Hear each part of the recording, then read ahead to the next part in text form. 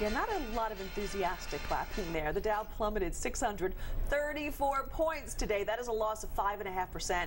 The S&P and the Nasdaq also down nearly 7. It's been the worst day, as I said, on Wall Street since December of 2008, and we thought that was last week. So now that changes. This follows the first credit rating downgrade in U.S. history. This is a lot of stuff going on.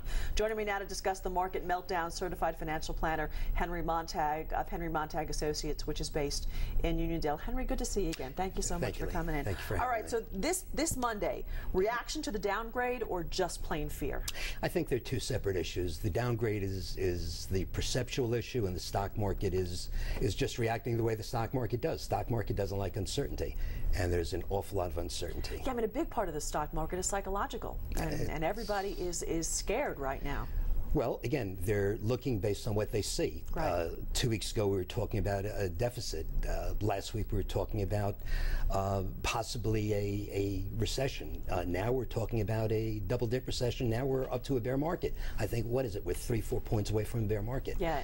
Plus, the S&P is not happy with the outcome of the congressionals, of the senators, of the congressmen, and the way that they're getting along. And I think what they're beginning to doubt is whether or not the two can work together with the administration. Yeah, can ever agree on anything can to they help agree? solve our problems. And that opens the door for more uncertainty, and therefore more fear. All right, so investors right now, whether they be someone who looks at their portfolio every day or somebody who's just throwing money into a 401k, they really want to know what to do. And you know what? Stay the course is not working anymore. They're looking for more specifics. So if you're somebody who's got a 401k, in addition to just looking at the long run and staying the course, what do you do?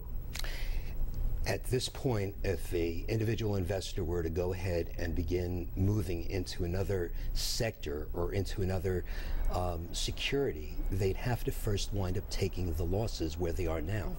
And if someone hasn't been defensive and built up a cash position to perhaps take advantage of these fire sales that are currently taking place, it might not be the best idea to sell where they are unless they feel that they can't take the risk any longer and that they just have to, even at the risk of losing a 10, 12, 13%, and just switch a portion of their portfolio into something less risky. Because they can't handle the ups and downs and the volatility anymore. But it's... So what's not risky right now? Is gold not risky? Are treasuries not risky? What's not risky? Well, gold has been down over the last 2 trading days. I mean, not the metal itself, but the gold stocks. And again, I can't really begin explaining why gold would be down over the last 2 days, but it has.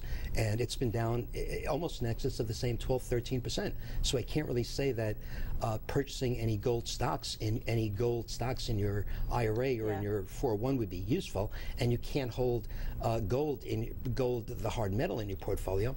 So people basically are moving into treasuries. People are moving into corporate bonds, high-grade corporate bonds. They're moving into dividend-paying bonds, into high-yielding safety. People are just rushing to safety. And as Jill Wagner said in her report earlier, Jill Conway said in her report earlier, try to move your money, if you're going to do it, into companies that have been through this type of volatile market before and survived.